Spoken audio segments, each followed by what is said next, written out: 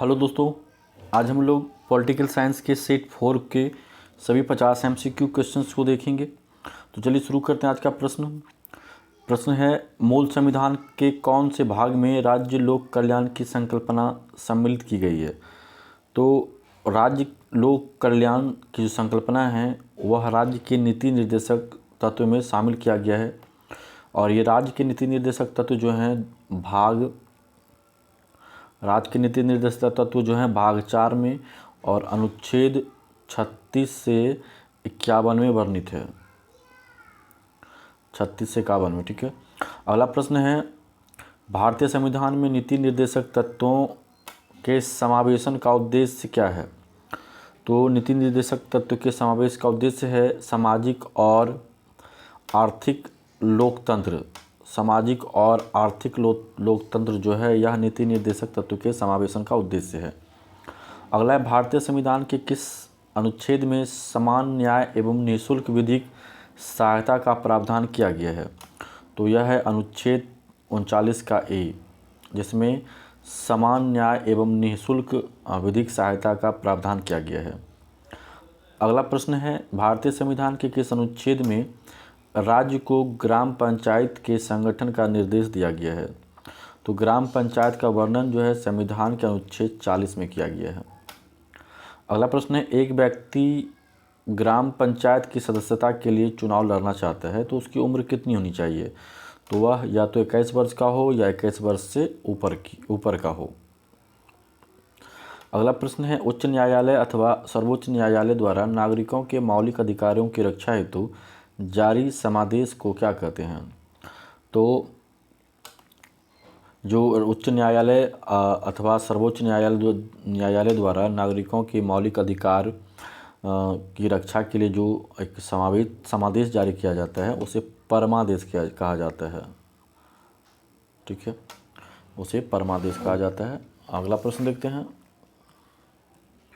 अगला प्रश्न है, 14 वर्ष से कम आयु के बच्चों को जोखिम भरे काम पर ना लगाया जाए या नहीं लगाना चाहिए, यह जो अधिकार है किसके तहत आता है। तो यह जो अधिकार है वह शोषण के विरुद्ध आता है और संविधान में शोषण के विरुद्ध जो अधिकार है वह अनुच्छेद 23 से 24 में वर्णित है। शोषण के विरुद्ध अधिकार जो है अनुच्छेद 23 से 24 में वर्णित है और इसके तहत जो है किसी भी 14 वर्ष से कम उम्र के बच्चों को जोखिम भरे काम पर नहीं लगाए जाने का जो है अधिकार संरक्षित किया गया है। अगला प्रश्न है, भारत के संविधान के किस अनुच्छेद में लिखा है कि 14 वर्ष से कम आयु का बालक किसी भी फैक्ट्री या खान या अन्य कोई जोखिमपूर्ण रोजगार में कार्य नहीं करेगा। तभी जस्ट इसके पीछे वाला प्रश्न यही है, अनुच्छेद 24 में जो है यह वर्णन है कि कोई भी बच्चा जो 14 वर्ष से कम आयु का है वह किसी जोखिम भरे फैक्ट्री या खानों में कार्य नहीं कर सकता है, ठीक है। यह जो है अनुच्छेद 24 जो है यह बालकों के नियोजन का प्रतिषेध कहलाता है। बालकों के नियोजन का प्रतिषेध जो है यह अनुच्छेद 24 है जिसमें ये प्रावधान किया गया है। अगला प्रश्न है, निम्नलिखित में से किसे कानूनी अधिकार होता है। तो कानूनी अधिकार जो है वह निर्वाचन आयोग को होता है। अगला प्रश्न है, मूल कर्तव्यों का वर्णन संविधान के किस अनुच्छेद में है। तो मूल कर्तव्यों का वर्णन जो है संविधान के अनुच्छेद 51 के क में है और अगर बात किया जाए भाग का तो भाग जो है वह है 4 का क, ठीक है। अगला प्रश्न देखते हैं, राष्ट्रपति के चुनाव का निर्णय कौन करता है। तो राष्ट्रपति के चुनाव का निर्णय जो है वह सर्वोच्च न्यायालय द्वारा किया जाता है। अगला प्रश्न है, राष्ट्रपति की मृत्यु होने या इस्तीफा देने पर राष्ट्रपति कार्यालय के कार्यभार का पालन उपराष्ट्रपति कब तक कर सकता है। तो यह अधिकार जो है इसको मात्र 6 महीने तक का होता है, यानी कि 6 महीने तक जो है राष्ट्रपति का चुनाव करा लिया जाना अनिवार्य होता है। यानी उपराष्ट्रपति जो है राष्ट्रपति का कार्यभार जो है 6 महीने तक कर सकते हैं। अगला प्रश्न देखते हैं। अगला प्रश्न है, किस अनुच्छेद के तहत सर्वोच्च न्यायालय से राष्ट्रपति परामर्श मांग सकता है। तो वह अनुच्छेद 143 जिसके तहत जो है राष्ट्रपति सर्वोच्च न्यायालय से परामर्श मांग सकता है। अगला, राष्ट्रपति का अभिभाषण तैयार किया जाता है किसके माध्यम से या किसके द्वारा। तो राष्ट्रपति का जो अभिभाषण है वह प्रधानमंत्री और उनके मंत्रिमंडल द्वारा तैयार किया जाता है। अगला प्रश्न है, युद्ध की घोषणा या शांति का फैसला करने में कानूनी रूप से कौन सक्षम है? तो युद्ध की घोषणा या शांति का जो फैसला किया जाता है वह सिर्फ और सिर्फ राष्ट्रपति के माध्यम से किया जाता है। अगला प्रश्न है, राष्ट्रपति के चुनाव में भाग लेने वाले निर्वाचक मंडल में कौन होता है? तो राष्ट्रपति के चुनाव में जो भाग लेता है उसमें लोकसभा, राज्यसभा एवं सभी राज्यों के विधानसभा के निर्वाचित सदस्य होते हैं। ठीक है, ध्यान रखिएगा, राष्ट्रपति के चुनाव में लोकसभा, राज्यसभा एवं सभी राज्यों की विधानसभा के निर्वाचित सदस्य जो है यह भाग लेता है। अगला है, किसी राज्य में राष्ट्रपति शासन का तात्पर्य है कि वह राज्य संचालित होता है।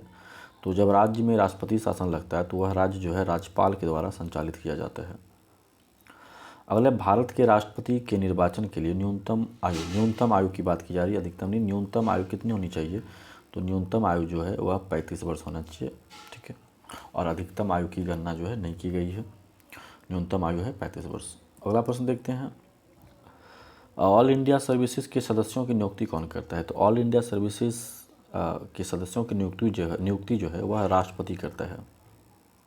अगला, राष्ट्रपति लोकसभा को भंग कर सकता है तो किसकी सलाह पर?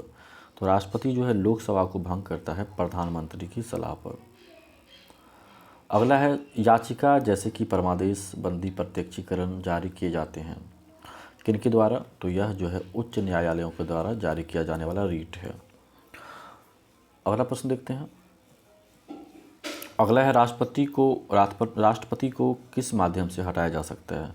तो राष्ट्रपति को यहाँ पे ऑप्शन में दिया हुआ है महाभियोग द्वारा, जो कि आपसे पूछा जा सकता है कि किस अनुच्छेद में महाभियोग की प्रक्रिया का वर्णन किया गया है? तो अनुच्छेद 61 में महाभियोग की प्रक्रिया का वर्णन किया गया और इसके तहत जो है राष्ट्रपति को उसके पद से हटाया जा सकता है। अगला प्रश्न है, भारत का उपराष्ट्रपति किसका पदेन सभापति होता है? तो भारत का जो उपराष्ट्रपति होता है वह पदेन सभापति होता है राज्यसभा का। अगला प्रश्न है, अवित्तीय विधेयक को राष्ट्रपति कितनी बार लौटा सकता है? जो अवित्तीय विधेयक है उसको राष्ट्रपति जो है वह जो है एक बार जरूर लौटा सकता है। ठीक है, तो अवित्तीय विधेयक को राष्ट्रपति कितनी बार लौटा सकता है? तो एक बार। सवाल में दिया हुआ अनुच्छेद 79 के अनुसार संसद का अभिन्न अंग कौन सा है? तो संसद के 3 अंग होते हैं, पहला है लोकसभा, दूसरा है राज्यसभा और तीसरा है राष्ट्रपति यानी प्रेसिडेंट। यानी उपरोक्त में से सभी इनका आंसर होगा, क्योंकि 79 के अनुसार, अनुच्छेद 79 के अनुसार संसद के 3 अंग हैं, लोकसभा, राज्यसभा और राष्ट्रपति। अगला प्रश्न है, प्रधानमंत्री कैसे बनाया जाता है? तो प्रधानमंत्री जो है वह नियुक्त होता है राष्ट्रपति के द्वारा। यानी प्रधानमंत्री की नियुक्ति कौन करता है? तो प्रधानमंत्री की नियुक्ति जो है वह राष्ट्रपति करता है। ठीक है, प्रधानमंत्री की नियुक्ति कौन करता है? तो राष्ट्रपति करता है। और यहाँ से एक प्रश्न ये भी बनता है कि प्रधानमंत्री की नियुक्ति जो है राष्ट्रपति करता है किस अनुच्छेद के तहत? तो अनुच्छेद 75 के तहत। और मंत्रिपरिषद की नियुक्ति भी राष्ट्रपति करेगा, लेकिन इसके लिए इनको परामर्श लेना होगा प्रधानमंत्री से। ठीक है, तो मंत्रिपरिषद की नियुक्ति कौन करेगा? मंत्रिपरिषद की नियुक्ति राष्ट्रपति करेगा प्रधानमंत्री के सलाह पर, और प्रधानमंत्री की नियुक्ति करेगा राष्ट्रपति किस अनुच्छेद के तहत? अनुच्छेद 75 के तहत। अगला प्रश्न है, संसद के 2 अधिवेशन में कितने समय का अंतर होना चाहिए? तो संसद के 2 अधिवेशन में जो अंतर होना चाहिए वह होना चाहिए 6 माह का। अगला है, लोकसभा का सत्र एक वर्ष में न्यूनतम कितनी बार बुलाया जा सकता है? तो लोकसभा का सत्र जो है एक वर्ष में 2 बार आहूत किया जाता है राष्ट्रपति के द्वारा। अगला प्रश्न है, किसी राजनीतिक दल को राष्ट्रीय दल के रूप में मान्यता दी जाती है किस आधार पर? तो किसी राजनीतिक दल को राष्ट्रीय दल का जो दर्जा मिलता है वह उसे 4 या अधिक राज्यों के राजनीतिक दल के रूप में मान्यता दिया जाता है। ठीक है, अगला प्रश्न है, दोनों सदनों में प्रत्येक बैठक के प्रथम 1 घंटे प्रश्नों को पूछने एवं उत्तर देने में लगाए जाते हैं, जिसे क्या कहा जाता है? यानी दोनों सदनों में प्रत्येक बैठक के प्रथम घंटे प्रश्नों के पूछने और उसका उत्तर दिए जाने वाले काल को प्रश्नकाल कहा जाता है। अगला प्रश्न है, लोकसभा अध्यक्ष अन्य सदस्य को बोलने देने के लिए किसी एक सदस्य से बोलना बंद करने को कह सकता है। यह व्यवस्था क्या कहलाती है? तो इसको कहते हैं क्रॉसिंग द फ्लोर। अगला है शून्यकाल क्या है? तो प्रश्नकाल के ठीक बाद का जो काल होता है वह होता है शून्यकाल। अगला है भारत की संसद में सत्र के दौरान शून्यकाल की अधिकतम अवधि कितनी होनी चाहिए? तो शून्यकाल की जो अधिकतम अवधि होता है यानी अधिकतम समय जो होता है वो होता है 1 घंटे का। अगला है लोकसभा के निर्वाचन के लिए न्यूनतम आयु क्या होनी चाहिए? तो लोकसभा के निर्वाचन के लिए जो आयु होता है न्यूनतम वो होता है 25 वर्ष। और अगर बात राज्यसभा की होती तो राज्यसभा की सदस्यों का निर्वाचन का जो उम्र होता है वो होता है 30 वर्ष। अगला है राज्यसभा एक डैश है। तो राज्यसभा एक अस्थायी निकाय है क्योंकि इसके 2/3 सदस्य जो हैं 1/3 सदस्य जो हैं इनके 1/3 सदस्य राज्यसभा का 1/3 सदस्य जो है वह प्रत्येक 2 वर्ष में सेवानिवृत्त हो जाता है, इसलिए यह एक अस्थायी निकाय है। अगला है प्रति 2 वर्ष में राज्यसभा के कितने सदस्य कार्यान्वित होते हैं? तो यह है 1/3। अगला प्रश्न देखते हैं। अगला प्रश्न है राज्यसभा के लिए निर्वाचित प्रथम फिल्म अभिनेत्री कौन थी? तो उनका नाम है नरगिस दत्त, जो कि राज्यसभा में नामित प्रथम फिल्म अभिनेत्री रही हैं। अगला है लोकसभा के पहले आम चुनाव कब हुआ था? तो लोकसभा का पहला आम चुनाव जो हुआ था वो 1952 में हुआ था। अगला है मंत्रिमंडल की बैठक की अध्यक्षता कौन करता है? तो मंत्रिमंडल की बैठक की अध्यक्षता जो है वह प्रधानमंत्री करता है। अगला है राज्यसभा द्वारा लोकसभा को धन विधेयक कितने समय में लौटा दिए जाने चाहिए? तो धन विधेयक जो है वह 14 दिन के अंदर लौटा दिया जाना चाहिए राज्यसभा के द्वारा। अगला है निम्नलिखित में से किस विधेयक को संसद के प्रत्येक सदन द्वारा अलग अलग विशिष्ट बहुमत से पारित होना चाहिए? तो वह है संवैधानिक या संविधान संशोधन विधेयक। संविधान संशोधन विधेयक जो है वह जो है एक सेकेंड माफ़ करिएगा, इसका आंसर जो है ये नहीं कहता है किस विधेयक को संसद के प्रत्येक सदन द्वारा अलग अलग विशिष्ट बहुमत से पारित होना चाहिए? तो यह है वित्त विधेयक, जिसको संसद के प्रत्येक सदन द्वारा अलग अलग बहुमत से पारित होना अनिवार्य होता है। अगला प्रश्न है लोकसभा व राज्यसभा की संयुक्त बैठक कब होती है? यानी लोकसभा और राज्यसभा की संयुक्त बैठक को कौन बुलाता है? तो वह राष्ट्रपति बुलाता है। जब राष्ट्रपति बुलाएगा तभी जो है लोकसभा व राज्यसभा की संयुक्त बैठक होती है। अगला प्रश्न है प्रजातंत्र की संसदीय कार्यप्रणाली में भारत का अंशदान क्या है? तो संसदीय कार्यप्रणाली में भारत का जो अंशदान है वह है शून्यकाल। अगला प्रश्न है केंद्र की मंत्रिपरिषद किसके प्रति उत्तरदायी होता है? तो मंत्रिपरिषद जो है लोकसभा के प्रति सामूहिक रूप से उत्तरदायी होता है। अगला भारत सरकार के व्यय को नियंत्रण करने की शक्ति किनके पास होती है? तो भारत सरकार के व्यय को नियंत्रित करने की शक्ति जो है वह नियंत्रक एवं महालेखा परीक्षक के पास होता है। अगला है संसद के दोनों सदनों के सदस्य रहे बिना कोई व्यक्ति कब तक मंत्री के रूप में बना रह सकता है? तो वह समय है 6 माह, और 6 माह के अंदर जो है किसी भी सदन की सदस्यता, जिस सदन में वह सदस्य बनना चाहता हो, नामित हुआ हो, उस सदस्य की सदस्यता जो है उसको 6 महीने के अंदर ग्रहण करनी होती है। यानी आपका आंसर हो जाएगा 6 माह। अगला है निम्न में से कौन सा बिल संसद के दोनों सदनों में विशेष बहुमत से पास होना अनिवार्य है? तो विशेष बहुमत से पास होने के लिए संविधान संशोधन संबंधी बिल जो है दोनों सदनों में पास होना अनिवार्य है। अगला है गैर सदस्य के रूप में संसद के किसी भी सदन की कार्यवाही में कौन भाग ले सकता है?